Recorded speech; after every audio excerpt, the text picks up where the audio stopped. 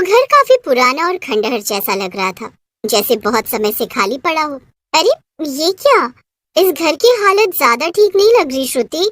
अरे चिंता मत कर पारुल, ये जो घर का मालिक है उसने मुझे फोन पर बताया था कि घर के अंदर सारा खाने पीने का सामान मौजूद है, हमें कोई भी परेशानी नहीं होगी। क्या? तो फिर वो खुद हमें छोड़ने क्यों नहीं आया? हाँ ये तो काफी अजीब बात है कि वो खुद यहाँ नहीं आया।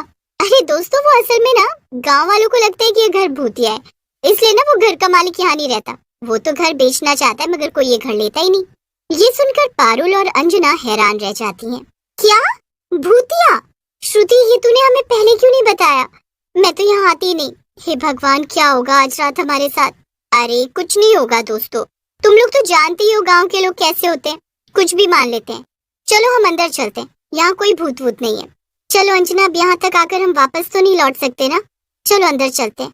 अगली बार से मैं ही होटल बुक करने का काम करूंगी, श्रुति को नहीं करने दूंगी। तीनों घर के अंदर चली जाती हैं।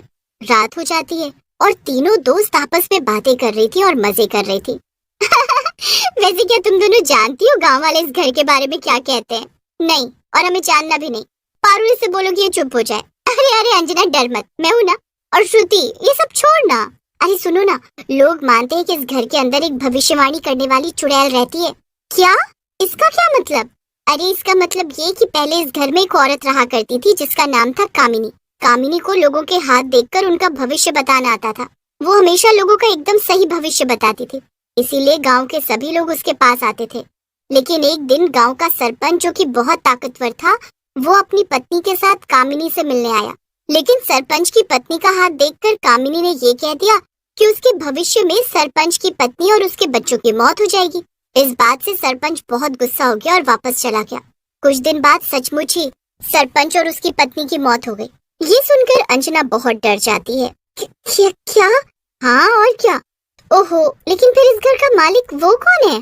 अरे वो तो दूसरे गांव से आया था और उसने ये घर खरीद लिया। वैसे दोस्तों, एक बात बताऊं, मुझे भी हाथ देखकर भविष्य देखना आता है।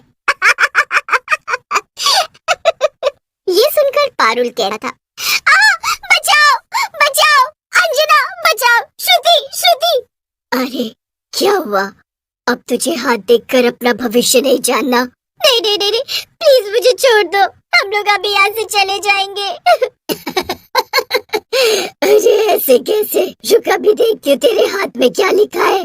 चुड़ैल बड़े ध्यान से पारुल का हाथ पढ़ने लगती है। अरे इसमें तो लिखा है कि तुम्हारी दोस्त अब कभी तुम्हें वापस नहीं मिलेगी। तुमने अपनी एक दोस्त को खो दिया। ये सुनकर पारुल और श्रुति बहुत ज्यादा डर जाती हैं। और अब मैं तुम दोनों का भविष्य देखूंगी और ये बताऊंगी कि तुम्हारी मौत कैसे होगी, और फिर उसी तरह से मैं तुम्हें मार दूंगी।